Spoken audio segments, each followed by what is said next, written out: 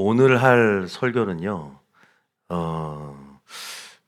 이것도 이제 기도하면서 계속 지금 성령의 흐름을 따라서 주고자 하는 말씀들을 전해야 되기 때문에 제가 하고 싶은 말들을 못 전해요. 저는 지금 하고 싶은 설교도 굉장히 많은데 어쨌든 지금 주일의 흐름을 맞춰서 오후 그 설교 주일 그 흐름에 맞춰서 계속 나답과 아비후 이 사건에 대해서 계속 성령이 조명하시더라고요. 그래서 여러분들에게도 이 나답과 아비후 사건에 대해서 계속 얘기를 좀 해야 될 것 같아요. 굉장히 하나님의 성품에 대해서 우리가 온전히 이해할 수 있는, 때로는 우리가 하나님의 성품을 의심한단 말이에요. 굉장히 의구심을 가지면서 이게 정말 하나님의 성품일까? 왜? 여러분도 알다시피 나답과 아비후 이제 막 그죠? 알다시피 레위기 보세요. 제사법을 하나님께서 알려주시고 아론의 첫 제사가 시작되잖아요. 성막을 이제 건립했고. 그런데 그 아들들에게 제사장 위임식을 끝내고 이제 제사장으로서 첫 제사를 드리는 그 아들, 첫째 아들, 둘째 아들을 즉사 위로부터 내려온 불로 죽여버립니다. 별거 아닌 것 같잖아요. 별거 아닌 걸로 죽였어요. 왜냐하면 번제단에 이제 막 하나님께서 첫 불을 내리셨어요. 이제 첫 번째 하나님 위로부터 불을 내리셔서 번제대에 불이 붙기 시작하거든요. 그래서 이제 레위기 9장은 그 불을 보고 다 백성들이 탄식하며 놀랍니다. 함성을 지르면서 이제 축제의 어떤 제사가 시작이 되는데 바로 어떻게 돼요? 다음 제사날이 돼 버려요. 그 불이 아론의 첫째 아들과 둘째 아들을 죽여버리잖아요. 그래서 굉장히 하나님의 성품에 대해서 의구심을 갖는다고. 하나님은 뭐랄까 이렇게 잔인한 분인가, 무자비한 분인가, 이렇게 엄격한 분인가. 그래서 어떤 학자들은 구약과 신약의 하나님을 나눠버리죠. 구약의 하나님은 전쟁의 하나님, 엄격한 하나님. 그런데 신약의 하나님은 어떤 하나님? 사랑의 하나님, 은혜의 하나님. 이것은 완전히 잘못된 이분법적 발상이에요. 잘못된 발상입니다. 하나님은 어제나 오늘이라 동일하십니다. 믿습니까? 하나님의 그 존재론적 그 속성, 그 하나님의 본질은 변함이 없어요. 우리가 하나님의 총체적인 속성의 양면성을 이해하지 못해서 그렇지.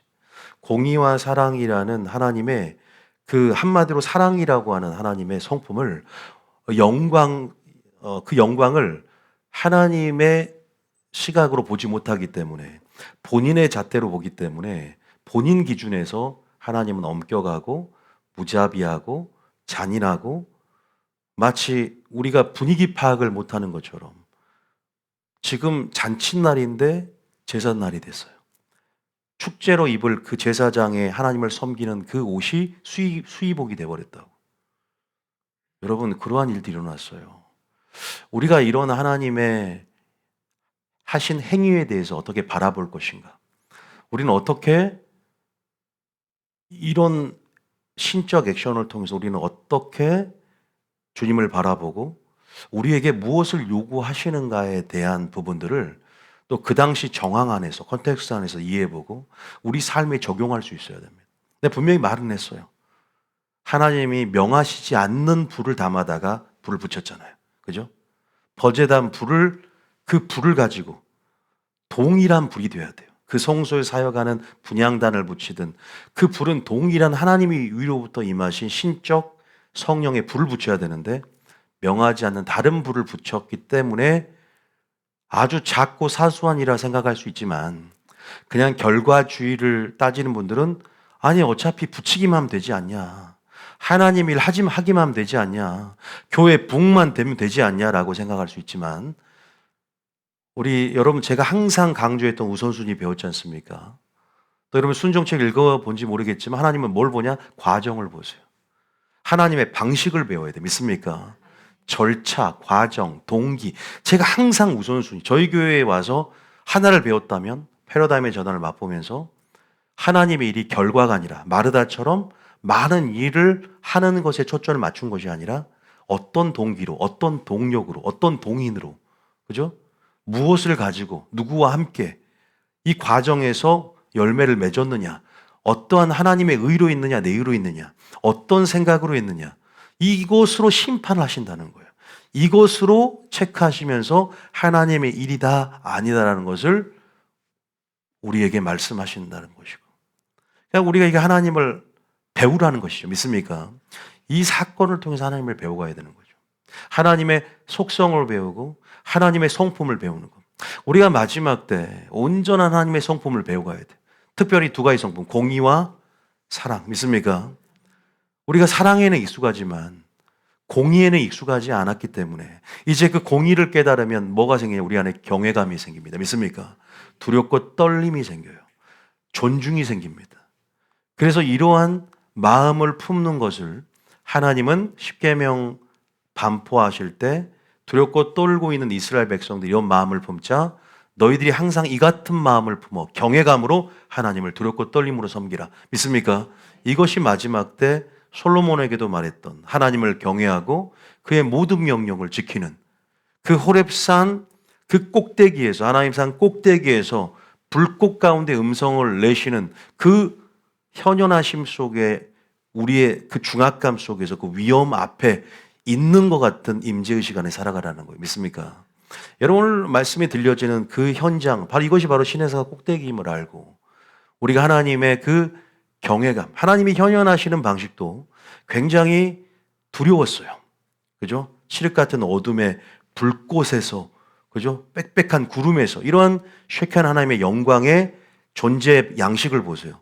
이것은 바로 우리에게 하나님 말씀의 어떤 진중함과 이 말씀이 어떻게 요 신적인 하나님의 말씀이라는 거 우리에게 더 드러내 주는 장치라는 거예요.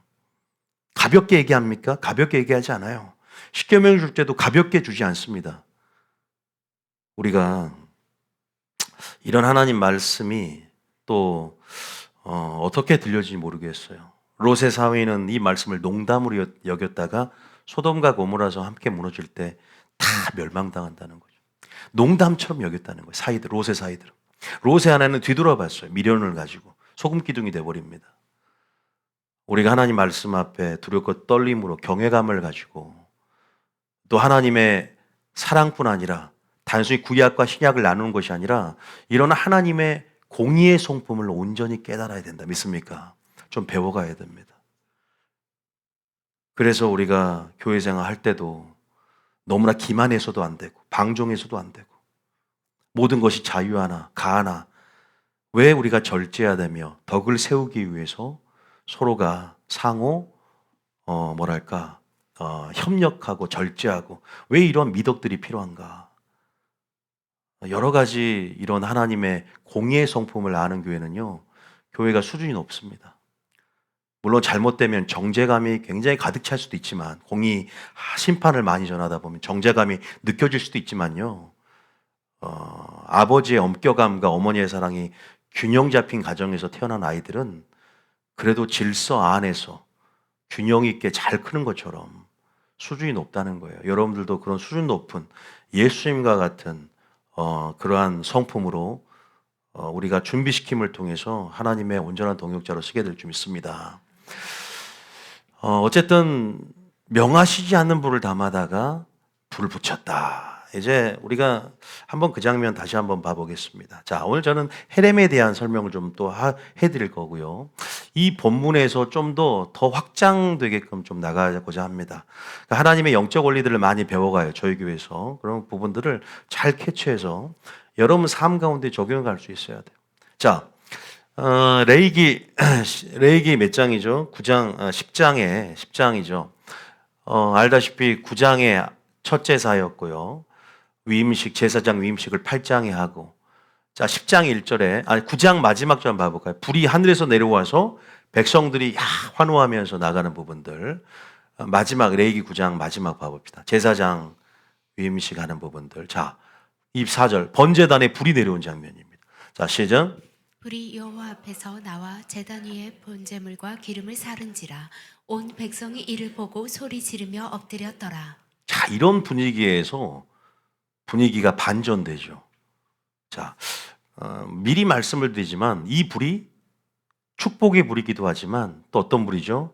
소멸하는 불처럼 심판의 불도 됩니다. 아시겠죠? 하나님 말씀은 살리는 말씀이에요. 그러나 그 말씀이 그 말씀대로 심판의 기준이 되기도 하기 때문에 그 말씀이 검이 되어서 어떻게 돼요? 완전히 심판하며 악인들을 하나님께서 징벌하는, 나중에 태우는, 소멸시키는 불이 되기도 검이 된다. 분명히 이러한 양면성을 온전히 이해해야 되는, 이것이 하나님의 공의이기도 하고 사랑이기도 하죠. 온전히 이해하는 것이 참 필요하죠. 이렇게 온전히 이해하다 보면 균형이 잡혀서 여러분들 이 세대를 이해하는 데도 굉장히 도움이 됩니다. 극단으로 가지 않게 되더라고요. 제가 만나는 많은 사람들, 극단적인 사람 너무나 많아요. 그러니까 틀린 건 아니지만 이게 특수성이 있어요. 보편성이 아니라 이 사람에게는 지금 이렇게 앞서가는 것이 위험하다라는 느낌이 들 때가 있단 말이에요. 너무나 급하구나라는. 급해서 너무나 많은 것들을 급하게 쫓아가요. 너무 치우쳐졌다라는 것들이 보인단 말이에요. 그런데 말은 못해요. 왜? 안 깨질 것이 보이기 때문에. 어떤 사람에게 안 깨질 게 보이면 이게 말을 못하게 되거든요. 하나님께서 어떻게 해야 됩니까? 그럼 기도할 뿐이죠. 이런 것들이 있어요.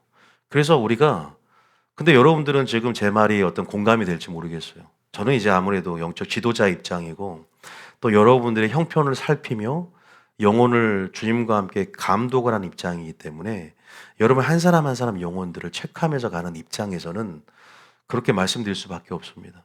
그런 속도감, 그리고 여러분들이 그런 부분 안에서 그런 것들에 대한 체킹을 해야 되지 않습니까? 저도 하나님 앞에 책망 안 들려면 한 사람 한 사람을 오히려 여러분들 셀장보다 제가 더 잘할 수 있어요.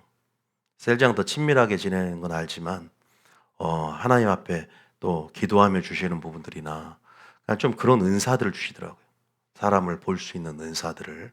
그러니까 여러분들 안에 어쨌든 그런 부분들이 우리가 참 중요한, 그래서 하나님의 성품을, 이 총체적인 하나님의 성품의 양면성을 온전히 이해하고 알고 하는 게 얼마나 중요한가를 항상 느끼거든요. 믿습니까? 믿습니까? 여기 보세요. 지금 어때요? 굉장히 축제죠. 자, 10장 1절 봐볼게요. 자, 시작.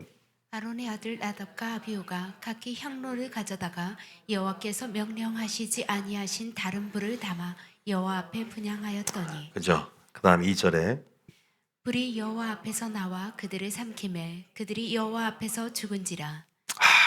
그들이 여호와 앞에서 죽은지라.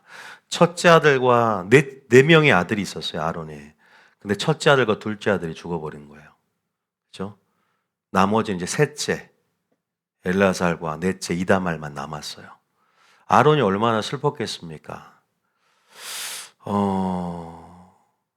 근데 주님이 이렇게 행하신 이유가 뭘까? 자, 여기서 잠깐 헤렘을 제가 설명을 해드리려고 합니다. 자, 우리가 좀 확장된 개념이기도 한데 헤렘이라는 거 들어보셨을 거예요. 뜻은 진멸하다는 뜻이에요. 진멸하다. 따라하면 진멸하다. 헤렘이라는 뜻은요, 제가 하나 적으면 진멸하다는 뜻인데요. 여러분들이 헤렘에 대해서 굉장히 어떤 사람들도 굉장히 이해하기 힘들어해요. 하나님의 성품에 대해서 의구심을 갖고 아까 얘기한 것처럼 가나안 땅을 정복하되 어린아이나 모든 짐승들까지 발본색원하고 완전히 죽여버리라는 거예요. 다 불로 태워버리고 거기 있는 것들은 다 여호와께 바치라는 거예요. 소각하고 진멸하고 완전히 파쇄하고 어린아이까지 전부 다 죽이라는 거예요. 우리가 인본주의적으로 접근해서는 안 됩니다. 우리가 하나님의 단순히 주권적인 하나님 액션이다라고 할 수도 있지만 하나님은 감정대로 마구잡이식으로 행포를 부르시는 분이 아니다. 하나님께서 구속사에서 이런 일들 하시는 하나님의 당신의 경륜은 우리에게 분명히 시사하는 바가 있고 분명히 지금 우리 자신들에게 행하시는 어떤 지향점을 가지고 있어요. 그게 뭔지를 발견하는 게 중요하죠. 그냥 이 자체로만 우리 인본주의적으로 보면 어떻게 이런 어린아이들을 죽일 수 있는가? 여러분 알다시피 여러분 순종책 읽어봤겠지만 아각 왕을 아말렉을 완전히 진멸하라 그랬죠. 진멸은 완전히 죽이라는 거. 똑같은 헤렘이었어요. 여리고성 점령할 때도 헤렘이었어요. 다 죽이라는 거예요. 그런데 알다시피 아간이 금 덩어리, 은, 그리고 신할산 명품 외투 하나, 그죠? 여러분 뭐 샤넬 같은 거, 백 같은 거 하나 자기 장막에 숨겼단 말이에요. 탐심으로 인해서. 근데 헤렘의 원칙은 헤렘을 하나님께서 명령할 때는 하나님께 바쳐진 것이 되거든요. 전부 다. 그러니까 하나님께 바쳐야 돼요. 여호와의 곳간에 드려야 되고, 그래서 자기 것이 아니에요. 오히려 그렇게 탐심을 가지고 자기가 하나님의 것에 손을 댔다 그러면 도적질했다라는 표현이 쓸 뿐만 아니라 그것을 도적질한 사람은 그 자신도 온전히 바쳐줘야 돼. 그래서 아간이 나중에 3대가 멸해버려요. 그래서 아골 골짜기, 눈물의 골짜기에서 전부 다 생매장 당해져 버리는 그러한, 왜냐하면 바쳐져야 되기 때문에. 이러한 부분들이 무엇을 말할까? 우리가 여러분들 이런 부분에 대해서 여호수아 이런 여리고 전쟁이나 우리가 알다시피 이런 사례들을 많이 선례들을 볼 수가 있는데요. 그 몇 구절만 보고 잠깐 설명해 드릴게요. 이것도 하나님의 공의에 관한 것이거든요. 공의에 관한 거예요. 하나님이 무엇에 대한 관점을 얘기할까? 그러니까 죄에 대한 하나님의, 제가 미리 좀 말씀을 얘기해 볼게요. 죄에 대한 하나님의 관점. 우리를 예를 들면 가나안 땅에 들어가는데 그 가나안 족속들이 조금이라도 남겨져 있으면 그들의 이방 신을 섬기면서 배웠던 그 풍속과 풍습들을 따라할 거 아니에요. 그럼 전이가 일어나고 그 악한 영향력으로부터 하나님 나라 백성으로 정체성을 상실할 수 있는 충분한 거리가 될 수 있어요. 그런데 실제적으로 가나안 땅을 정복하며 가나안 땅에서 하나님 나라를 실현해야 될 이스라엘 백성들이 그 나라의 남은 다 쫓아내지 않는 여부수 민족을 위시로 해서 그 나라 가나안 족속들로 인해서 결혼하고 통혼함을 통해서 솔로몬까지 통혼 정책으로 완전히 마음을 뺏겼잖아요. 삼톱의 법칙 아시죠? 영향력을, 주도권을 잡지 못하니까 오히려 제사장 나라로서의 직임을 다하지 않고 완전히 동화돼 버렸어요. 그러니까 그럴 바에 예방 조치로서 다 진멸하라는 거예요. 무슨 말인지 아시겠죠? 죄에 대한 주님의 관점일 뿐만 아니라 영향력을 받는 것에 있어서 너희들은 거룩하게 성별되고 구별된 하나님께 바쳐진 자로서, 우리는 하나님께 바쳐진 자로서 구별되어야 되는 거예요. 우리가 이러한 영적 의미들을 끄집어낼 수 있어야 돼요. 단순히 하나님은 잔인하다, 그래서 십자군 전쟁 전부 다 막 악랄하게 그리스도인들이 얼마나 악행을 자행하면서 주님의 성품을 드러내지 못했잖아요. 이게 잘못되게 오도되면 그래요. 하나님이 원하시는 헤렘의 진정 의미, 하나님의 공의를 드러내거든요. 죄에 대한 하나님의 관점, 악에 대한 하나님의 관점, 그리고 너희들이 거룩하게 구별되어야 한다라고. 거룩을 향한 구별, 거룩성. 자, 그 장면 보면 여호수아 6장 18절 봐볼까요? 여호수아 6장 18절에 이 정도는 알아야 돼. 헤렘이 많이 나올 거예요. 왜냐하면 저희들같이 공의를 강조하는 교회에서 헤렘이 뭔지를 모르면 안 돼요. 헤렘 전쟁 그러죠.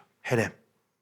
자, 그 구절들이 여러 구절 나옵니다. 18절 읽어볼까요? 시작. 너희는 온전히 바치고 그 바친 것 중에서 어떤 것이든 취하여 너희가 이스라엘 진영으로 바치는 것이 되게 하여 고통을 당하게 되지 아니하도록 오직 너희는 그 바친 물건에 손대지 말라. 여호수아 6장은 여리고 전쟁장이지 않습니까? 여리고성 그 장면이에요. 근데 실제적으로 아간이 그렇게 물품을 취해서 아마 그런 안 좋은 비참한 결론을 내게 됐죠. 그래서 19절 한번 봐볼까요?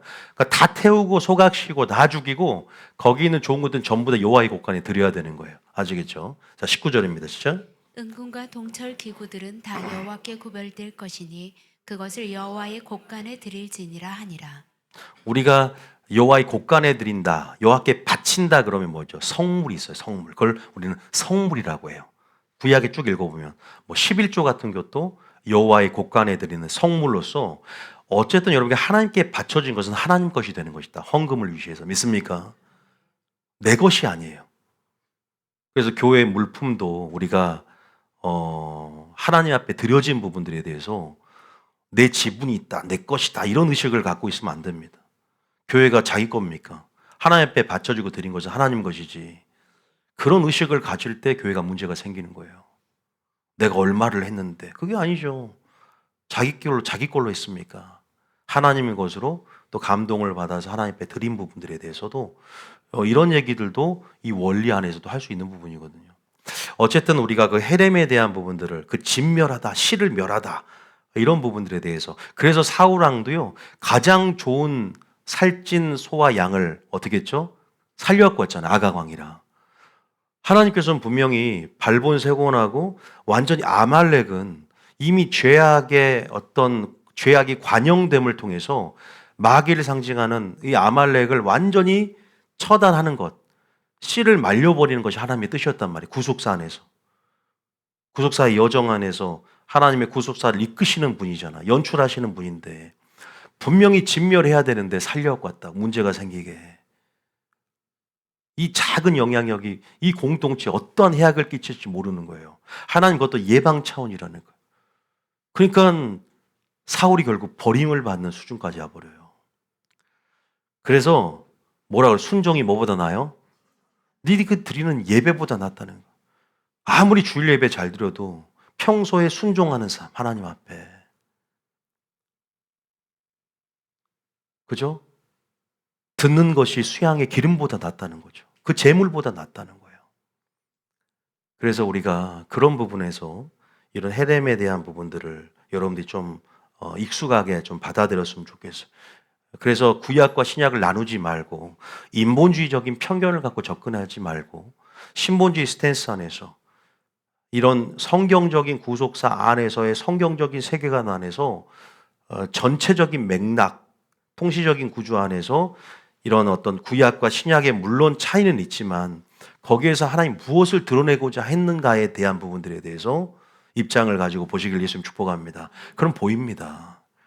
하나하나 따지고 들면요. 모든 것이 신정론부터 시작해서 하나님 의심하기 시작해요. 하나님의 성품을 의심하는 순간부터 믿음이 떨어지는 거 아십니까? 하나님이 왜 그러지? 이거는요. 순전히 자기 기준이란 말이에요. 저도 그렇게 시작을 했어요. 하나님 왜 다 가져가실까? 보세요. 하와가 미혹당하는 것이 참으로 하나님이 모든 나무, 모든 열매들을 먹지 말라고 하더냐라고 그 말씀의 진정성 의심하게 만들잖아요. 성품을 의심하게 만드는 마귀의 꼬임에 넘어가면 자신 안에 그 마귀의 관점이 들어오기 시작하고 자신의 욕심을 부추기기 때문에 교만이 들어오게 돼요. 하나님 생각보다 높아지게 되고 교만과 욕심이 딱 발동이 되면 그죠? 그렇게 그 최후가 어떻게 되는지 한번 봐보십시오. 그래서 우리가 그런 부분에 한해서 여러분들이 내가 하나님의 구속사 이야기를 들을 때, 설교를 들을 때도 마지막 때 많은 일들이 일어날 텐데 이상한 것들이 많을 거예요. 그러니까 내 지식과 경험을 초월해서 또 내가 들어보지 못한 어떤 차원들이라면 이것이 그래도 진리라면 이것이 성경 말씀이라면 이것이 분명한 하나님 일이라면 이상하더라도 진리면 믿고 익숙해져야 될 줄 믿습니다. 익숙해져야 돼요. 자, 신명기 7장 24절 한번 읽어볼게요. 신명기 7장 24절 26절까지 똑같은 헤레미에 대한 내용입니다. 쭉 읽어볼게요. 시작. 그들의 왕들을 내 손에 넘기리니 너는 그들의 이름을 천하에서 제하여 버려리라. 너를 당할 자가 없이 내가 마침내 그들을 진멸하리라. 그다음 너는 그들이 조각한 신상들을 불사르고 그다음 그것에 입힌 은이나 금을 탐내지 말며 취하지 말라. 내가 그것으로 말미암아 올무에 걸릴까 하노니 이는 내 하나님 여호와께서 가증히 여기시는 것임이니라. 하나님께 온전히 바쳐진 것이기 때문에. 그다음 너는 가증한 것을 내 집에 들이지 말라. 너도 그것과 같이 진멸당할까 하노라. 그러니까 한 통혼 정책 결혼할 때도 믿지 않은 자와 함께 멍에를 매지 말라는 거예요. 여러분들은 예방 차원에서 구별된 성별된 하나님의 백성들이고 그 세속적인 영향력과 이교도의 어떤 풍습 문물로부터의 악한 영향력이 하나님과 상충되기 때문에 진리와 상충되기 때문에 그것이 영적 주도권을 잡고 너의 삶을 다스릴 때 믿음이 떨어지고 마귀가 틈타면 솔로몬처럼 눈이 가려지고 마음이 돌이켜져 버리니까 조심하라는 거 믿습니까? 그래서 하나님을 알기 때문에 죄의 작은 영향력이라도 씨를 멸해버리라는 거죠. 끊어버리라는 거죠. 선을 그으라는 것이죠. 믿습니까? 그래서 애굽에서 완전히 나오라는 것이고, 가나안 땅 원주민들을 완전히 진멸해버리고, 여리고 성도 완전히 진멸해버려야 돼. 완전히 진멸하고 들어가야 돼. 가나안 땅에 들어가려면. 그 예시를 보여줍니다. 안 그러니까 하나님이 함께 하실 수 없잖아요. 아이성을 점령을 못하는 거예요. 하나님이 함께 하실 수가 없는 거예요. 그 탐심으로 인해서, 탐욕으로 인해서. 자, 철저한 하나님의 명하심이 있습니다. 철저한 하나님의 명령이 있다고요. 근데 우리는 성경 말씀에 관심이 없고 진리에 관심이 없으면 그냥 성경 어느 설교 말씀 그래 서로 사랑하라 그냥 사랑만 하면 되는 줄 알잖아요. 사랑에도 법도가 있고 질서가 있고 절차가 있고 방식이 있단 말이에요. 그냥 불만 붙이면 돼. 아예 그냥 분향단에 불만 붙이면 되지 꼭 명하신 대로 그 불을 붙여야 되나? 불만 붙으면 되는 거 아닌가? 이렇게 얘기하잖아요. 그냥 하나님 일하면 되잖아. 꼭 이렇게 질서들 해야 되나? 대충 해도 뭐로 가도 서울만 가면 되는 방식. 이것이 결과주의입니다.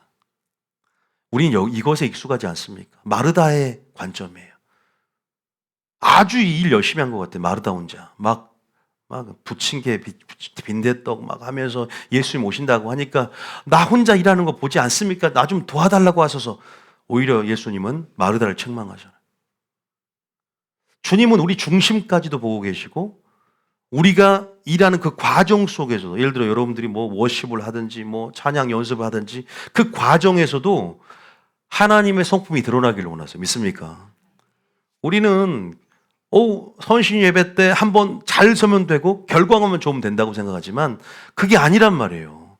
심판대는 그게 아닙니다. 우리는 그렇게 배웠는지 모르지만 그건 종교입니다. 그래서 그런 부분들을 깨트려 줄 수 있는 말씀이기도 해요. 왜냐하면 우리는 철저히 하나님의 심판대, 그리스도의 심판대를 준비하고 대비해야 된다는 말이에요. 하나님이 원하시는 삶 가운데, 뜻대로 향한 삶 가운데 날마다 담대함을 취하면서 심판대가 오도 두렵지 않고 그날이 상급의 날이요 기쁨의 날이 될 수 있도록 지금부터 우리는 우리의 심령을 또 우리의 믿음을 말씀으로 점검하면서 위로부터 담대함으로 기쁨이 충만해야 될 줄 믿습니다. 또 틀렸다면 회개함을 통해서 다시 한번 방향을 돌이켜야 될 줄 믿습니다. 이게 중요한 것 같아요. 그래서 말씀으로 하루하루 나의 생각과 말과 행동의 기준들을 점검해 가면서 깨트려지는 그 가난한 심령과 겸손을 하나님이 기뻐하는 것 같아요. 자, 여기서 보면 우리가 계속 이런 부분들에 대한 얘기들, 헤렘에 대한 얘기를 하죠. 여러분들은 충분히 이해가 될 거지만 이것 때문에 교회를 안 다니는 사람도 많습니다. 예수님께서 어떻게 성전에서 상을 다 엎어버릴 수 있지? 이것 때문에 정말 교회 안 나온 사람이 있어요. 어떻게 성전 청소를 하면서 다 엎어버리는 그런 과격하고 괴팍한 모습을 볼 수 있느냐 이거죠. 예수님이 그것은 죄에 대한 하나님의 관점을 드러내신 것이잖아요. 하나님이 우리를 위해서 십자가에서 자신이 몸소 모든 인류의 저주 덩어리가 돼서 저주 받은 자마다 달린 나무 십자가에 달려서 온 인류를 위해서 대속 제물이 됐는데 그건 생각하지 않고 그런 하나님의 퍼포먼스, 그게 무엇을 향한 예언적인 행위인지를 모르고 우리가 어떤 의미를 표상하며 우리에게 메시지를 주는지 모르고 그냥 그렇게 인본주의 편견을 가지고 어떻게 저럴 수 있지라고 접근하면서 교회 안 되는 사람 많단 말이에요. 여러분들은 그런 미성숙한 모습을 안 보이게 했으면 축복합니다. 그러면 하나님 하는 지식이 더뎌져 간다고요. 하나님 나라 비밀이 축적되면서 기초 안에서 계속 점진적인 확장성을 이루어가는데 하나가 걸리기 시작하면 계속 멈칫 성품이 의심되는 순간부터 무너져 버린단 말이에요. 하나님 한 지식들이 빼앗기는 게 그렇게 빼앗기는 거예요. 그래서 하나님은 이해해서 믿는 것이 아니라 논리로 믿는 것이 아니라 믿으면 순종하면 그 계시를 더해주고 그래서 나를 사랑하는 자, 계속 진리를 찾고 구하는 자에게 진리의 사랑을 입혀주며 하나님을 아는 것을 깨닫게 해주시는 그런 은혜의 종교를 믿으시길 바랍니다. 지식의 종교가 아닌 것이죠. 믿습니까? 그래서 순종하는 그런 겸손이 필요한 거예요. 순종하는 겸손이 필요한 것이죠. 그래서 우리가 내 생각에 안 맞는 것은 나는 순종 안 하겠다. 나는 하나님의 통치하심을 받아들일 각오가 돼 있지만 나는 이것이 안 맞다라고 선을 긋고 이 영역은 내가 제껴두는 사람도 있어요. 모든 하나님 말씀에 나의 삶에 그죠? 성령의 지배에 들어가서 그 통치하심에 굴복하는 것이 믿음이다. 믿습니까? 그래서 믿음은 곧 하나님의 나라이기도 해요. 근데 그것이 잘 안 되지 않습니까? 그래서 뭐가 필요하죠? 은혜가 필요하고 성령이 필요하다. 믿습니까? 성령이 도와주시옵소서. 나를 진리로 이끌어 주시고 그래서 우리가 성령으로 기도하면 성령이 방언을 통해서 우리를 계속 도와줍니다. 진리로 행할 수 있도록 계속 능력을 부어주고 계속 우리 안에 속사람이 강화가 되어서 겉사람을 지배하고 믿음의 눈을 열어서 열매 맺을 수 있도록 계속 어떻게 되죠? 우리 안에 성령이 동인이 되기 때문에 모든 능력에 이는 나의 힘도 아니요 능도 아니요 그죠? 여호와 영으로 말미암는다. 모든 것이 사람을 할 수 없을 때 하나님께서 도우셔서 감당하게 하실 줄 믿습니다. 은혜가 필요한 거예요. 성령이 필요한 겁니다. 그러니까 여러분들 여러분 자신의 이걸 의지하는 것이 아니라 날마다 기도하는 습관, 하나님을 상고하고 그런 의식적으로 하나님을 인정하는 습관이 필요합니다. 믿습니까? 그리고 하나님과의 관계는 좋지만 교회 안에서 영적 지도자의 관계가 잘못되면 그것 또한 버림받아요. 제가 목회자기 때문에 이런 소리 하는 것도 아닙니다. 하나님도 아시지만 제가 평시로 내려간다면 난 누구보다 이 영적 원리를 알기 때문에 어떻게 교회 생활을 할지에 대해서 하나님은 테스트를 할 겁니다. 나와의 관계는 좋지만 내가 위임된 권세 안에서 하나님이 어떻게 일하는 질서 안에서 네가 순종해 나아가는지 내가 어떠한 통치와 경영 방식으로 구속사를 이끌어가는지 배우게 하기를 원하시는 거예요. 이것을 놓쳐버리는 순간 그것이 교만이 되는 것이죠. 그래서 고라와 다단과 아비람과 같은 반역 안에서 그죠? 우리가 하나님의 그 구속사가 어떻게 돼요? 중단될 위기에 놓였을 때 하나님이 직접 나타나서 고라를 처단한 것처럼 우리가 하나님의 정말로 어떤 관문, 테스트를 계속 넘어가야 된단 말이에요. 여러분들은 막 기도원의 300명사가 되고 싶고 나 하나님의 쓰임 받고 싶은데 2만 1,000명이 떠나갈 때 10,000명까지 남아서 기도원이 300명사. 물가 테스트도 통과했어. 300명 선출됐는데 기도원이 나만 보고 내가 하는 대로 따라오대 이렇게 하니까 웃기는 소리 하고 있네. 왜? 아니 전쟁을 하려면 칼을 준비하지 무슨 항아리하고 그죠? 뭘 준비하라고 그래요? 횃불하고 비성적인 방식으로 목회자가 이끄니까 나는 하나님 따라가지 기도원 너 따라가는 거 아니야. 이런 식으로 얘기할 겁니까? 우리가 이런 부분 안에서 마지막 테스트는 지도자의 관계. 첫 번째는 하나님과 관계. 이런 것들이 물론 나눌 수는 없지만 하나님 나라의 절차, 하나님 나라의 방식. 우리가 익숙함이 참 필요하거든요. 그래서 그 책도 나오잖아요. 민주주의 서구 사회가 하나님 나라를 이해하는 건 힘든다. 왜? 민주주의 의식과 사고로 점철되어지면 그 의식, 인본주의의 뿌리를 둔 그 의식 안에서 신본주의가 이해가 안 되는 거거든. 상충이 되니까. 오히려 더 서구 사회일수록 더 용납이 안 되고 아니 권위? 내 권위 상처가 있는데 무슨 뭐 사람을 우상하라는 거야? 뭐 목회자 자신을 우상하라는 거야? 이렇게 생각을 해요. 너무 어이가 없어요. 제가 뭐 우상화 작업을 합니까? 사람들이 오해를 하면 어떤 사람을 해요? 김호은이 목사가 변했다. 나는 성경대로 얘기한 것뿐인데. 아니 우리가 서로 인격적으로 서로가 교회 안에서 제가 범죄하라는 것까지 순종하라는 게 아니지 않습니까? 교회 안에 이런 신정정치하는 데 있어서 정책이라든가 또 여러 가지 이런 교회 안에 하나님 일할 때 그러면서 순종하며 나아가는 차원들을 얘기하는 거죠. 진짜 근데 뭐 저와 인격적인 관계를 맺고 나가면 다윗의 세용사는 다윗이 개인적으로 물 먹고 싶다는 소원만 가졌어도 적지를 뚫고 가서 물 떠오는 그러한 신뢰와 그러한 사랑을 기반으로 한 관계는 더욱더 하나님 나라를 뭐 어떻게 할까요? 더 확장시키는 의미가 있겠죠. 왜냐하면 더 이 돈독함, 이 사랑이 보이지 않지만 강한 그 하나님 나라 그 공동체 안에서는 굉장히 내적인 에너지가 되는 거예요. 믿습니까?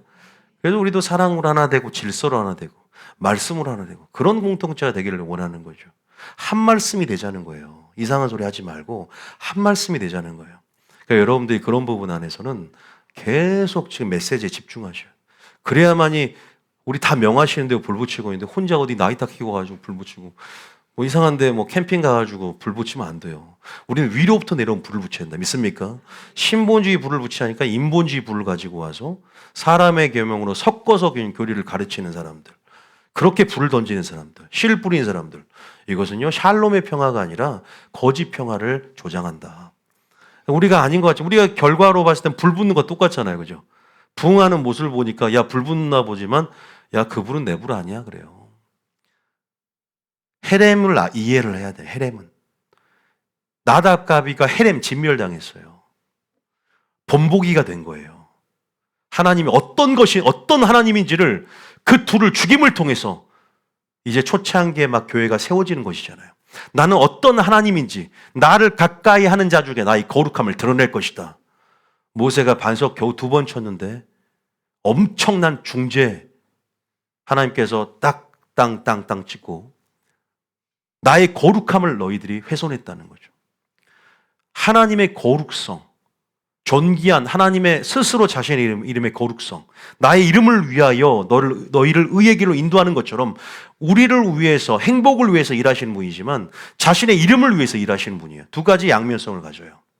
모순돼 보이지만 이율배반적인 이런 상황들이 자신의 이름을 위하여 일하시는 분이란 말이에요. 스스로 자신의 이름을 거룩성을 드러내기를 원하기 때문에 우리를 의의 길로 때로 인도하시는 거예요. 믿습니까? 우리의 행복을 위해서도 일하시지만 하나님 자신의 거룩성 스스로 지키기를 원하세요. 내가 이렇게 행한 일은 나의 거룩한 이름을 위해서라는 것이죠. 우리는 하나님의 이름을 위하여 하나님의 성을 높이기 위하여 하나님을 찬양하기 위하여 창조된 존재들입니다. 믿습니까? 하나님의 형상으로 창조된 존재들이라고요. 하나님의 이름으로 일컫는 존귀한 백성들은 하나님의 이름과 순종의 여부에 따라 그 이름의 성호가 높여지느냐 땅에 떨어지느냐를 결정지을 수 있는 그러한 존재로 연결되어 있기 때문에 여러분들은 하나님의 명하시는 대로 하나님의 뜻대로 예수님이 너희를 사랑한 것처럼 사랑하고 뜻대로 행하고 진리 안에서 행해야만이 하나님의 온전한 거룩성을 여러분의 성품에 반영해서 그것을 빛 가운데 비칠 수 있는 거예요. 믿습니까? 내 빛이 착한 행실이 되는 거예요. 그러면 내 빛이 옳은 행실이 되는 것입니다. 믿습니까? 선하게 사는 거, 착하게 사는 거, 그건요 그렇게 살면 안 돼요. 하나님은 착하게 사는 사람들을 지옥에 보냅니다. 어떻게 살아야 될까요? 선은 착함이 아니라 뜻대로 행하는 거예요. 믿습니까? 헤렘의 삶을 살고 공의를 드러낼 수 있고, 공의라는 개념 질서도 알아야 돼. 하나님이 세운 모든 공동체, 또 하나님이 성령 안에서 질서, 절차, 그 동기, 때로는 무슨 일을 해도 무엇을 해야 되냐? 너희가 사랑이 없으면 아무 소용이 없다. 그러잖아요.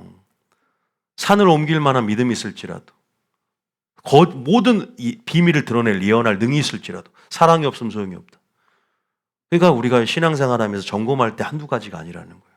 그냥 뭐로 가도 서울만 가면 된다고 결과주의에 빠져서 이렇게 하고 있다, 이렇게 하고 있다. 그런데 하나님은 모든 절차 과정 속에서 영광 받기를 원하십니다. 믿습니까? 여러분들이 지금 뭐 헌신 예배 준비도 하고 있지만 모든 것들이 다툼과 시비가 없게 해야 돼요. 모든 그런 중심, 연습하는 것 순간부터 하나님 일이 되는 것입니다. 믿습니까? 거기에서부터 하나님 영광을 받기를 원하시고, 단순히 여러분들이 큰 액션만 취하고 나라를 살리고 그런 차원만 큰 일이 하나님 일이 아니라 여러분이 연습하는 워십을 연습하든 하나님의 영광을 위하여는 작은 것에 충성할 수 있는 그 중심, 저는 굉장히 그걸 크게 봅니다.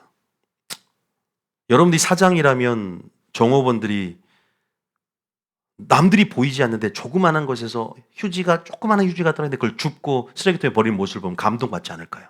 똑같은 거예요. 하나님도. 야, 얘는 이런 구석에 누가 보이지 않는 이런 휴지까지 저 쓰레기통에 버릴 정도면 경영권을 맡길만 하겠다 생각이 들잖아요.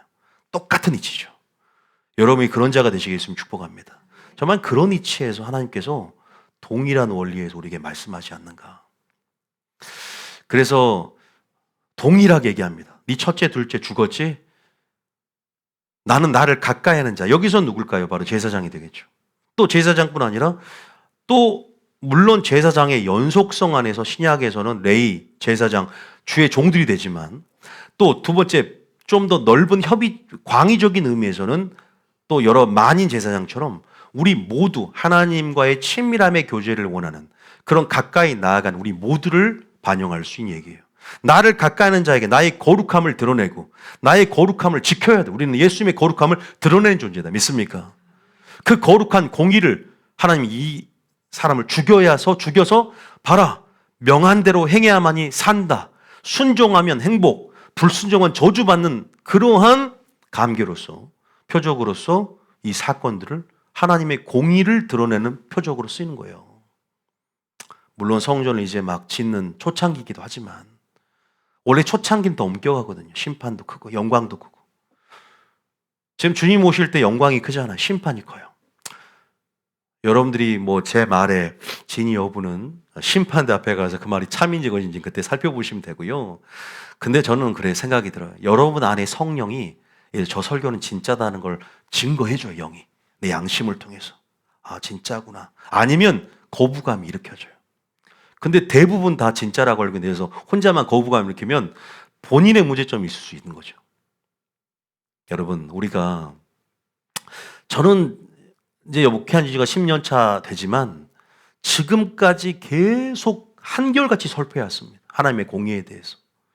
그래서 여러분들이 꾸준히 제 말씀 들으신 분들은 하나님의 공의에 있어서 지금 얼마만큼 하나님께서 이제 요한계시록을 공의의 책인 요한계시록을 열고 이제는 구원주가 아니라 심판주로 다시 오실 예수님의 성품을 온전히 이해해서 심판을 대비하며 주님 오실 때 마라나타로 준비하기를 원하는 그 신부단장하는 모습들을 기대하면서 이 교회들에게 말씀을 보내고 계신다. 믿습니까? 근데 제 이름을 사모하지 않으면 이 말씀 안 들린다고. 제 이름을 사모하지 않는 신부로서의 정체성을 가지고 있지 않으면 신랑의 언어가 안 들려. 신랑의 음성이 안 들어. 왜? 신부인지를 모르니까. 신부는 신랑의 음성에 귀를 기울이고 있다. 믿습니까? 마지막 심판주를 신랑의 음성에 귀 기울이면서 그 신랑의 진리에 익숙해져서 그래 내가 헤렘을 이제 알아야 된다. 헤렘을 가지고 더 이상 성품을 의심하지 않아. 아 죄에 대한 하나님의 관점이구나. 죄를 멀리하며 죄의 영향력부터 나를 구별하여 거룩성을 유지하길 원하는 하나님의 예방이구나. 할렐루야. 이런 차원들을 이해하는 거죠. 그냥 인본주의 편견으로 왜 죽였지? 아직도 의문을 품어요. 나답과 아비후를 통해서 주의 종은 책임이 크다는 것들을 알려줄 뿐만 아니라 사명자는 이렇게 영광 안에서 책임도 크다. 많이 맡은 자는 많이 요구할 것이요. 이런 사명자들은 또 우리도 하나님의 친밀함으로 가까이 갈수록 거룩성에 비례해서 책임도 크게 부여된다. 그래서 우리가 이래서 영광의 크기가 큰 만큼 책임도 크구나. 그만큼 각오하고 들어가야 돼. 하나님 앞에. 믿습니까? 하나님은 분명히 알려주는 거예요. 여러분 우리가 계속 이 속죄제 시스템을 봐도 영적 지도자가 지은 죄, 제사장이 지은 죄와 평민이 지은 죄는 처리 방식이 틀려요. 절차도 더 주의 종은 영적 지도자 쉽게 얘기하면 더 제사장도 복잡하고 숫송아지 예물도 더 귀한 예물, 가치 있는 예물, 더 성소에 휘장의 피를 뿌리면서 평민들은 성소까지 안 들어와도 되거든. 번제단에서 이렇게 뿌리고 오히려 제사장이 그죠? 성소까지 들어오지 않는 피는 제사장이 고기를 먹고 속죄함을 통해서 평민의 죄도 중보했단 말이에요. 시스템적으로 틀려요. 영광을 더 크게 경험한 사람들, 하나님을 크게 더 인식한 사람들은 왜? 하나님이 보여준 거잖아. 내가 깨달은 거예요. 하나님이 그만큼 하나님 나라를 열어준 거는 책임이 크다는 거예요. 믿습니까? 기름 부음은 대가가 필요해요. 기름 부음도 대가를 지불해서 얻지만 기름 부음 받은 자는 그래서 존중도 받아요. 그럼에도 불구하고 거기에 대한 합당한 책임과 대가가 요구된다. 이거 제가 틀린 말 아니에요. 많이 선생되지 말라. 선생된 자가 심판이 크다는 것.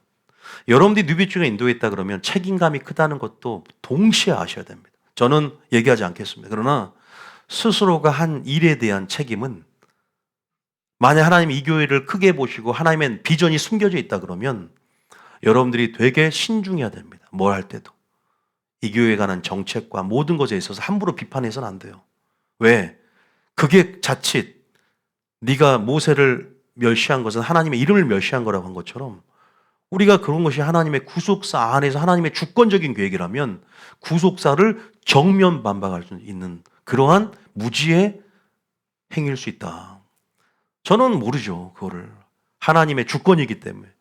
그럼에도 불구하고 우리는 늘 아는 만큼 깨달아졌다.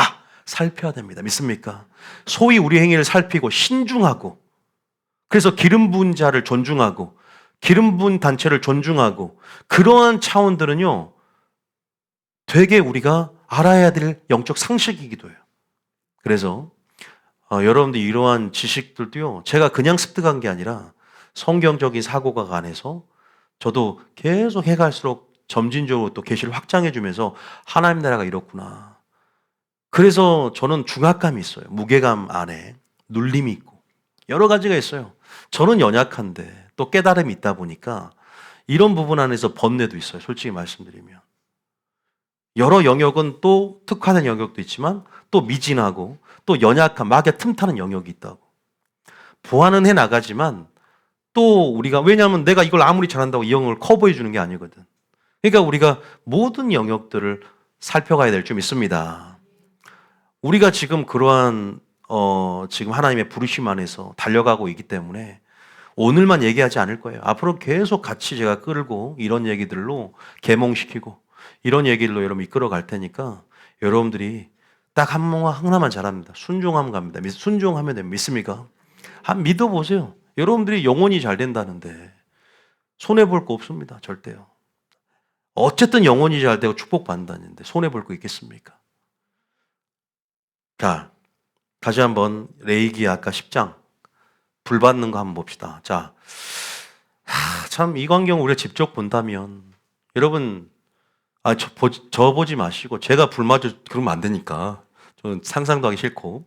자, 10장 1절 봐볼게요. 왜냐하면 3절까지 읽어보려고 합니다. 읽어보면 시작.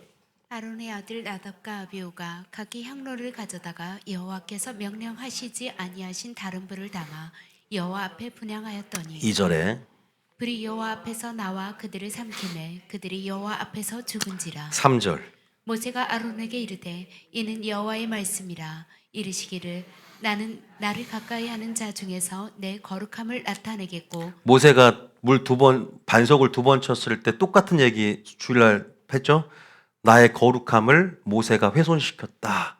거룩함을 온 회중에게 드러내지 못했다. 그러죠? 그러나 하나님의 거룩함을 위해서 물은 내주셨어요. 그죠? 회중들을 위해서, 또 연약한 회중들, 사랑하는 회중들을 위해서 모세를 사용해 주셨어요. 참 그런 건요.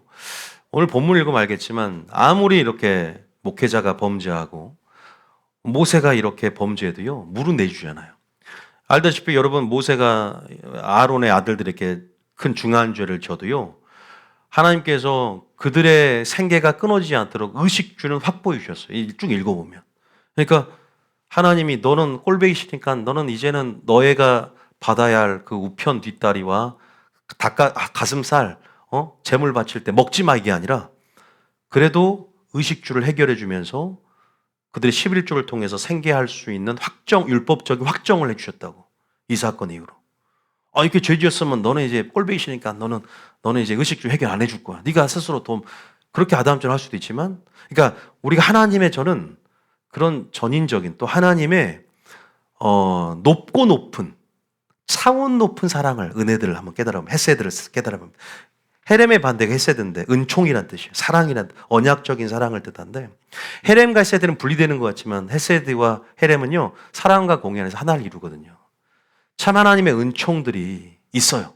지금 이렇게 아들들이 큰 범죄를 저질렀지만 그래도 제물을 통해서 그들도 생계를 유지해야 될 거 아닙니까? 율법적으로도 성도들이 11조를 하면 그걸로 의식주를 해결하고 목회자가 살아가야 될 거 아니에요. 그죠? 그런 부분 안에서 어떤 하나님이 쭉 읽으면 나온단 말이에요. 참 그러면서 은혜를 크게 받았어요. 이래 하나님의 사랑이구나. 굉장히 많은 생각을 했어요. 예를 들면 우리가 오른손으로 범죄를 해요.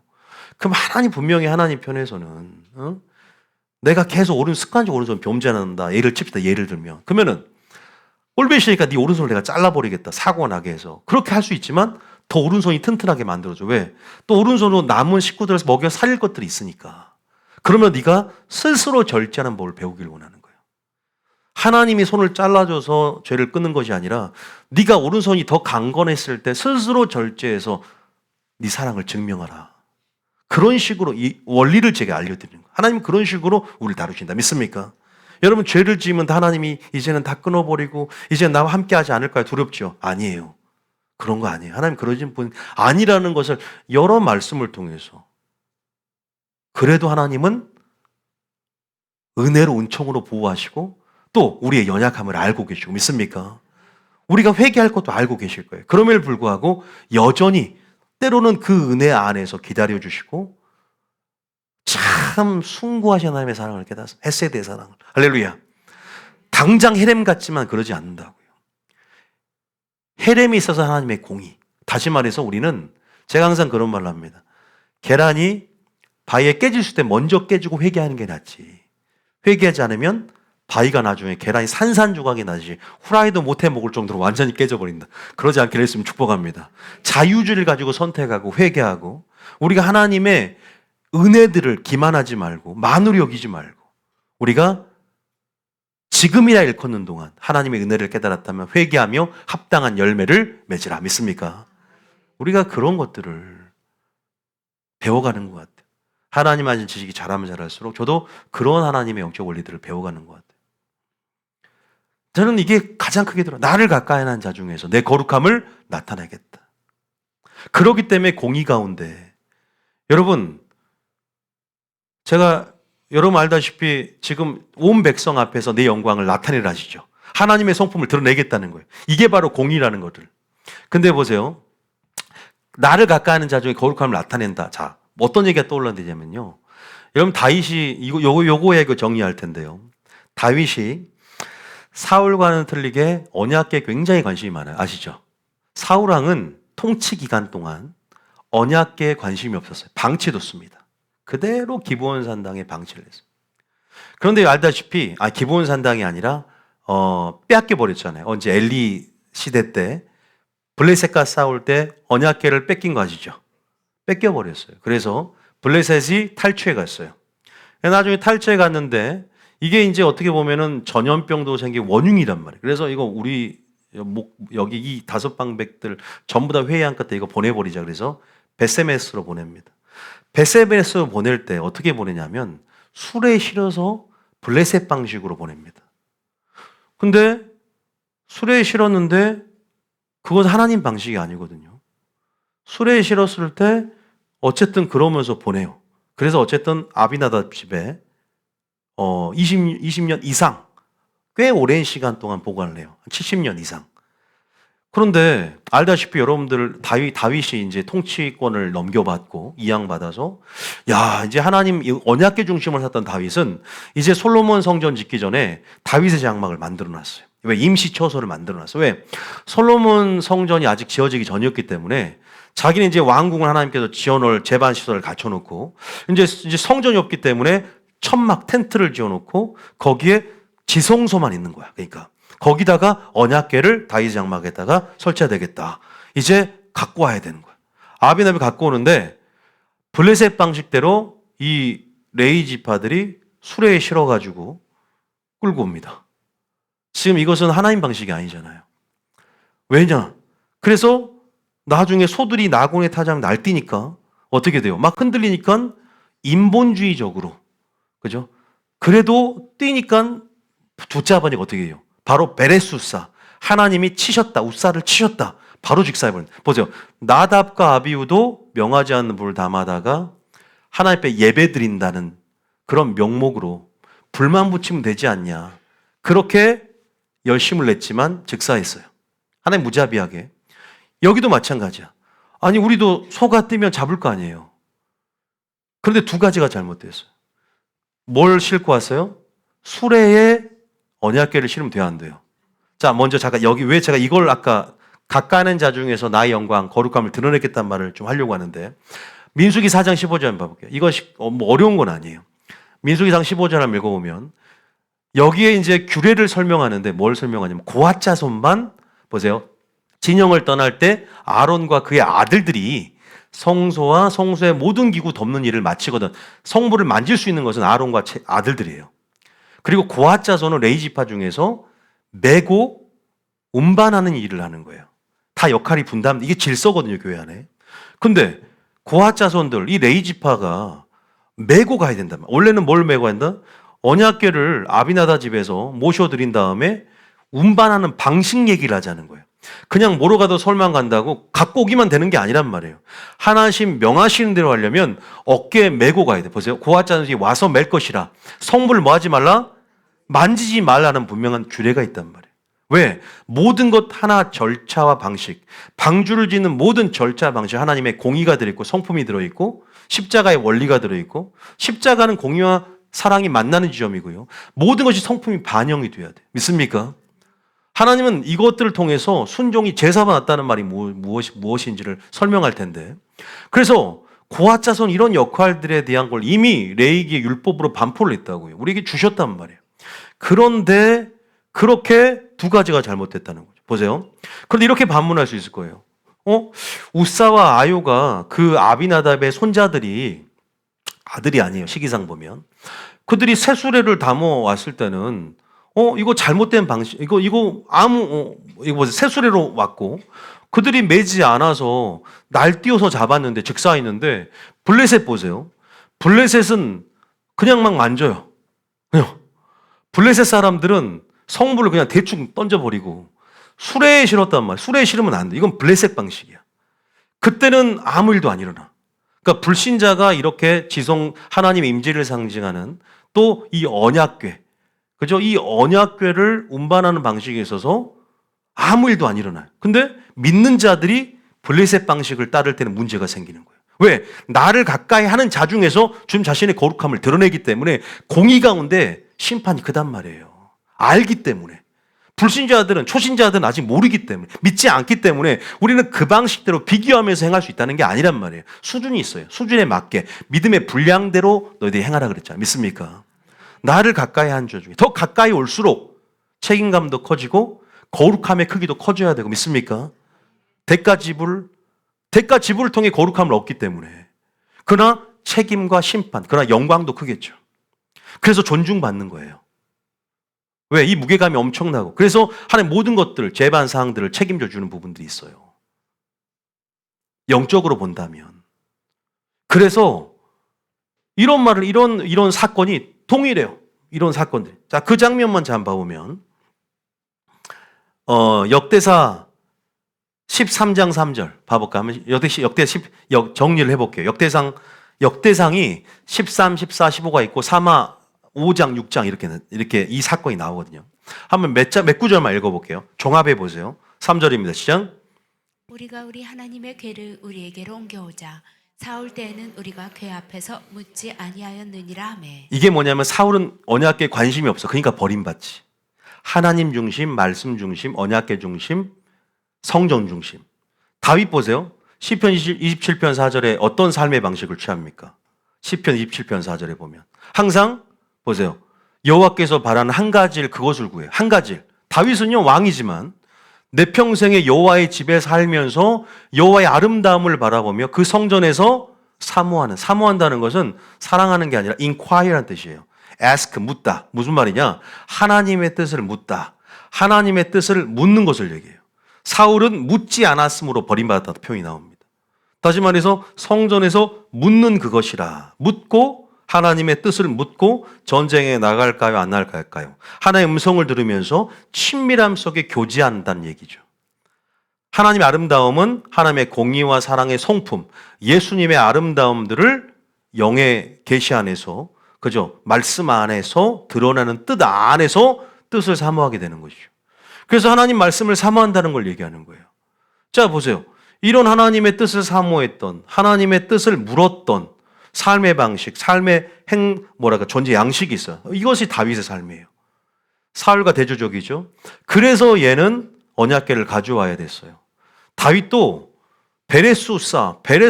우사가 즉사하는 거 보고 깜짝 놀랐어요. 눈이 튀어나왔어요. 왜? 후회를 하는 거야. 깜빡했다는 거야. 내가 하나님 몰랐다는 거야. 왜? 메고 와야 되는데 새수레를 실었고 매지 않고 왔다는 거야. 회개를 한 거야. 그래서 잠시 어디로? 오베데돔 집에 3개월 동안 옮겨요. 근데 오베데돔 집에 하나님이 어떡하지 노심초사하고 있다가 3개월 동안 잘 언약궤를 모셨거든. 임재 안에서 뜻대로 행하면서 오베데돔이 축복을 3개월 동안 받은 걸 보고 담대함이 생겼어. 그래, 이제는 모셔도 되겠구나. 그때는 내가 매지 않았기 때문에 실수했지만, 이제 여호와께 묻지 않았기 때문에 실수했지만, 이제는 우리가 하나님께 묻고 어떻게 하자? 레이지파 고아자손을 보내서 메고 오자. 그러면서 축제로, 그죠? 그렇게 해서 바지가 반이 벗겨질 정도 춤추면서 들어온 장면이 바로 그 장면이에요. 그래서 자기 다윗성에다가, 아직 솔로몬 성전이 아직 짓기 전에 다윗의 장막에다가 임시 처소에다가 보관해놔요. 그래서 춤추며 거기서 지성소 앞에서 하나님을 찬양하고, 그래서 모든 찬양대도 조직하고 획기적인 시스템을 고안하잖아요. 이때까지 뭐 제사장 레이지파가 찬양을 합니까? 제사가 찬양과 연결된다는 것들을 보여주는 거예요. 그래서 다윗이 반열 그 찬양대를 세우고 그죠? 그런 12 순회로 계속 순번을 돌아가면서 그런 시스템을 고안해서, 이건 마치 천상의 시스템, 그 찬양 시스템을 본따서 이렇게 돌리는 거거든요. 여러분, 그 장면이에요. 그 장면. 자, 3상 6장 19절. 제가 읽어보면 읽어보세요. 3상 6장 19절. 자, 오늘 여러분 어떤 포인트 얻어야 되냐면, 명하시는 대로 하나님의 절차 방식에 하나님의 뜻이 있다는 거예요. 방주를 지어도 명하시는데. 그래서 제가 예수님께서 내가 너희를 뭐하는 것 같이? 사랑과 같이라는 기준을 배워가야 돼요. 삶에서. 믿습니까? 그냥 서로 사랑만 하면 인본주의인지, 그게 신본주의인지 아무도 몰라. 그래서 진리 안에서 진리를 배우면서 뜻대로 행하는 것이 사랑이다. 믿습니까? 우리가 이런 구약에서의 이런 사례들을, 선례들을 보면서 하나님의 헤렘과 헤세드의 균형을 봐야 되는 거예요. 자, 19절 읽어봅니다. 시작. 베세메스 사람들이 여호와의 궤를 들여다본 까닭에 그들을 치사 5만 70명을 죽인지라. 얘들은 블레셋에서 이제 베세메스로 옮겼는데 들어만 봤는데 죽여버렸어. 성물을 보지도 말라 했거든. 근데 그들이 보고 다 죽었어. 그래서 아비나답 집으로 옮긴 거예요. 급하게 부랴부랴. 자, 그 다음에 사무엘 역대상 15장 1절. 역대상 15장 1절. 다윗이 베레사 우사가 죽은 거 보고 두려워했다는 표현이 나와요. 자, 15장 1절입니다. 시작. 다윗이 다윗성에서 자기를 위하여 궁전을 세우고 또 하나님의 궤를 둘 곳을 마련하고 그것을 위하여 장막을 치고. 다윗의 장막을 준비를 했어요. 이제 1절에 2절에 시작. 다윗이 이르되 레이 사람 외에는 하나님의 궤를 맬 수 없나니. 자, 레이 사람의 하나님의 궤를 메울 수 없다. 자, 우리가 이런 것들이 구약이기 때문에 끝난 게 아니라 오늘 구약과 신약의 연속성 안에서, 언약의 유효성 안에서, 말씀의 동일성 안에서 어떻게 승화되고 어떻게 하나님 나라의 공의 안에서 공동체 안에서 질서가 하나님 나라의 뜻이 발현되어져서 이 질서를 잡고 어떻게 우리가 하나님이 하길 원하는지에 대한 하나님의 뜻을 찾아가야 되는 거죠. 분명합니다. 구약이기 때문에 아니에요. 보세요. 여기서 2절에 보면 레이 사람만 언약을 맺을 수 있는데, 그래서 레이 사람 외에는 하나님 궤를 맬 수 없나니 이는 여호와께서 그들을 택하사 여호와의 궤를 메고 영원히 그를 섬기게 하셨음이라라고 이미 정한 하나님의 규례와 법도가 있지 않습니까? 3절에 시작. 다윗이 이스라엘 온 무리를. 아니, 15장 13절. 시작. 전에는 너희가 매지 아니하였으므로. 뭐 하지 않았으므로? 어깨에 매지 않았죠. 새술에 블레셋 방식으로 담아서 끌고 왔잖아요. 이 레이지파가. 또 고아자손도 아니었어.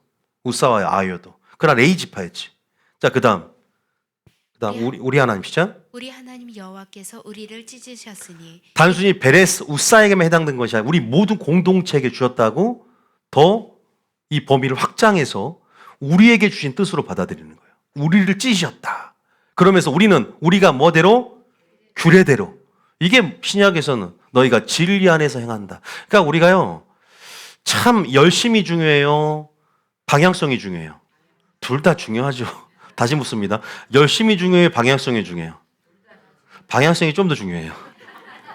이제 아시겠죠? 그러니까 방향성은 전제예요, 전제. 방향성. 그래서 열심은 마르다에게 있었잖아요. 마리아는 방향성, 말씀을 듣고 하나님의 뜻을 이해하고, 그래서 마리아의 심장으로 마르다처럼 헌신하는 거예요. 할렐루야.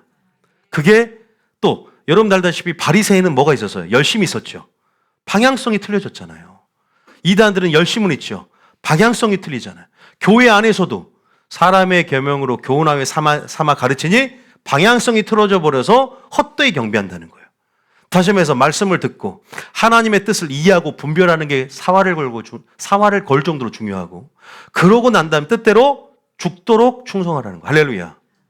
이런 얘기를 하자는 거죠. 구약에서부터. 방주를 지을 때도 하나님 명하시는 대로 치수, 규경 모든 것들이 하나님이 일러준 대로 마지막 때를 준비하라는 거예요. 믿습니까? 그래서 성경 1.1획이 땅에 떨어지지 않고 모든 하나님의 계명 하나는 하나님의 성품이 반영되어 있어요. 작은 계명이라 할지라도 그 자체가 율법적으로 구분된 무엇이 아니라 10계명 자체가 하나님의 거룩성이에요. 1계명도 거룩성, 2계명도 거룩성. 믿습니까?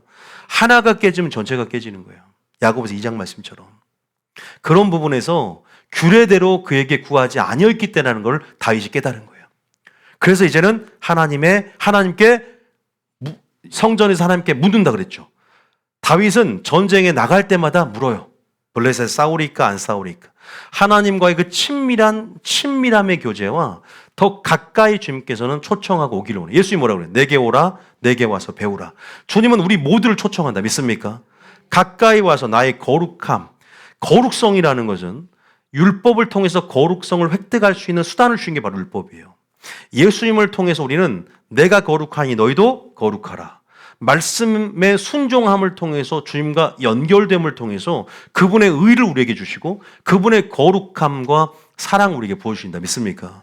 그래서 그분께 가까이 가고 그분을 배우고 그분을 닮아갈수록 우리는 거룩성을 갖는데, 이 거룩성은 기름 부음이 높아질수록 하나님을 알수록 책임이 부여된다. 믿습니까? 그래서 하나님은 아론을 죽일 수밖에 없었던 거예요. 아니, 아론의 아들들을. 그러니까 아론이 슬퍼하면 안 된다는 말이에요. 그래서 아론하고 그의 셋째, 넷째는 울면 안 돼. 왜? 백성들이 오해하니까. 하나님께서 이렇게 행한 것들이 아론은 슬퍼하는데 하나님은 슬퍼하지 않는다면 하나님이 행하신 일들이 정당하지 않다는 것들을 드러내는 거잖아요. 아론이 울지 않아야 돼. 왜? 죄로 인한 보응이잖아요. 그냥 하나님이 그냥 죽인 게 아니잖아. 이런 죄에 대해서 이런 하나님의 죄의 심각성들을 반영해서 하나님이 일련의 상징적이라기보다는 하나님이 이걸 표상하는 분명한 의미들을 드러내신 채 하나님의 영광을 드러내고 있는데, 누가 그 먼 사촌들이 와서 이 시체를 옮겨야 돼. 시체를 옮기고 시체 또 만질 수도 없어. 얼른 대속죄를 지내줘야 돼. 왜? 이미 성전이 더러워져 버렸거든. 주검이 시체가 있기 때문에. 그래서 속죄제를 건네고. 근데 여기서 한 가지 하고 마칠 텐데 뭐냐면 또 한 가지 실수를 해요. 뭔 실수를 하냐면 셋째, 넷째가 이제 실수를 해.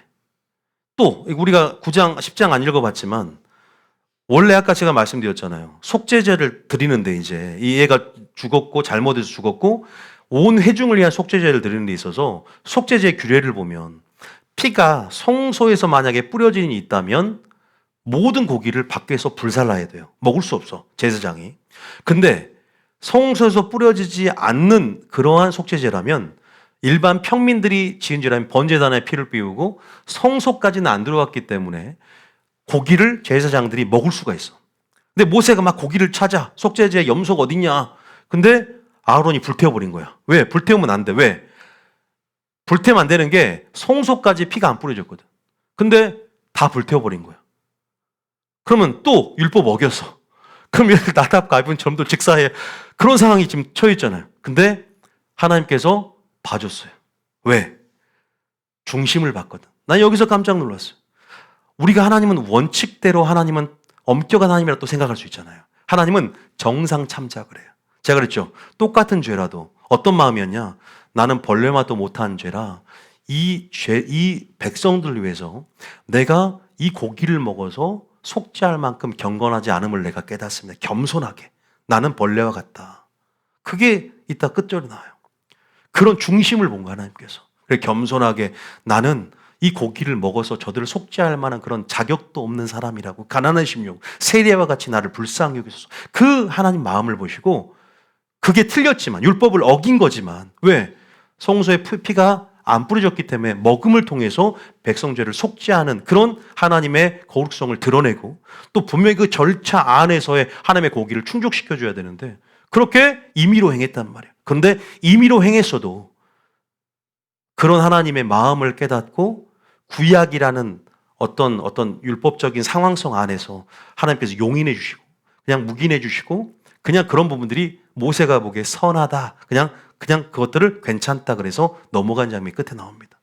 이런 거 보면서 야, 하나님은 원칙대로하기 때문에 벌벌 그게 무엇이 아니라, 누구 하나 죄가 아예 없어서 아예 없어서, 아니면 죄가 하나 남아서 천국가니 지옥가니 하지만, 저는 하나님이 원칙도 물론 알아요. 하나님은 공의 하나님이기 때문에. 그럼에도 불구하고 동일한 죄를 지어도 우리의 동기, 우리의 마음, 우리의 이런 일을 함을 통해서 어떤 상황 속에, 우리의 과정 속에 우리의 어떤 마음을 품었는지, 아까 말한 것처럼 그냥 불만 붙이면 되지 아니라 절차나 이런 방식, 새수레로 하나님께 예배하려고 가장 좋은 새수레로 우사하여 끌고 왔지만 방식이 틀리니까 아무리 무수한 번제물로 드릴지라도 하나님이 원하시는 방식이 아니었기 때문에 하나님의 공의를 또한 드러내는 부분들, 여러분 이런 부분들에 대해서 우리가 그러니까 우리 생각대로 적용하는 것이나, 공의는 공의대로 적용되어지지만, 이렇게 하나님은 이 모든 일련에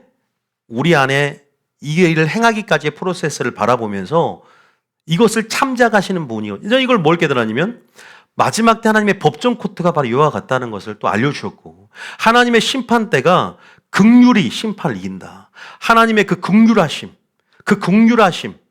이런 부분들에 더 하나님 마음을 좀 더 알게 하셨어요. 자, 제가 하나님의 공의를 넘어서서, 원칙을 넘어서서 괜찮다라는 게 아닙니다. 물론 이것은 율법의 한계성 안에서 이제 막 율법 안에 하나님의 법이 이제 그렇게 형성되어지고, 그러나 불완전한 부분이었기 때문에 그것은 하나님의 또 주권적인 부분이지만, 분명히 그런 부분 안에서 하나님은 그의 동기를 받고 그의 중심을 받다. 믿습니까? 동일하게 뭔가 어기는 상황이었지만 나답과 아비후는 술이 취한 채로 판단력을 잃어버리고 어쨌든 분향단에 하나님 명하지 않는 불을 담아다가 어떤 고의성이 여부가 분명히 우리가 한번 판단해 볼 수도 있겠지만, 어쨌든 하나님께서 죄에 대한 하나님의 관점을 더 드러내는, 또 하나님의 표상한 의미로서 그들을 불로서 심판했다. 축복의 불이고 성령의 불이 은혜의 불일 수 있지만, 그것은 동일한 말씀 안에서 심판의 불이 될 수 있는 것처럼 헤세드지만 헤렘이 될 수도 있고, 믿습니까?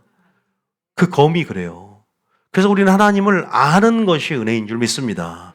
하나님을 모르는 영적 무지가 이 백성이 망한다고 했기 때문에, 마지막 우리가 이 작금의 이 세대를 보면서 우리가 자의적으로 인본주의 편견으로 이 세대를 바라보진 않습니까? 내가 지식과 경험으로 바라보고 진영 논리로, 보수냐 좌파냐 자신의 관점으로만 바라보지 않습니까? 아니요. 다시 말하면 주님 안에서 우리가 종말론적 흐름 안에서, 그리고 다시 한번 하나님의 헤세드와 헤렘, 그 하나님의 공의와 사랑 안에서 균형 잡힌 시각에서 그 인사이트로 어둠의 일들을 하는 마귀의 목표와 그 지향점을 염두에 두고 좀 더 거시적으로 구속사를, 총체적인 구속사 안에서 우리는 수면에 드러나는 마귀의 작전들이나 그런 마귀의 불법의 비밀의 목표, 지향점, 여러분 우리가 이런 부분들을 볼 수 있듯이, 우리는 지금 마지막 선악을 분별할 수 있는 지각과 영분별을 가지고 마지막 주님의 편에 서서, 진리의 편에 서서 머뭇머뭇하지 않고 줄을 서야 돼요 또한. 그리고 그렇게 순종하며 가야 될 줄 믿으시길 바랍니다. 믿습니까? 승리할 줄 믿습니다.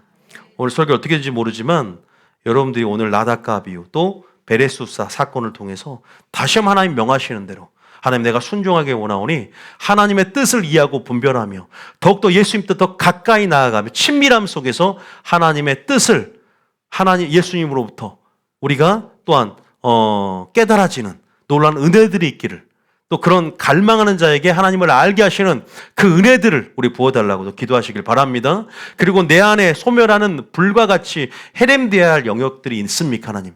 내가 진멸해야 할 영역들이 있습니까? 성령의 불로 태워주시고, 내가 태워지기 전에 아버지, 내가 그 죄를 성령의 불로 태우고 성령의 불로 태워주시고 내가 거룩하게 구별되게 하소서. 믿습니까? 하나님 앞에 더 가까이 나아가길 원합니다라고 우리가 기도하며 나아가야 될 줄 믿습니다. 찬양 들어주세요.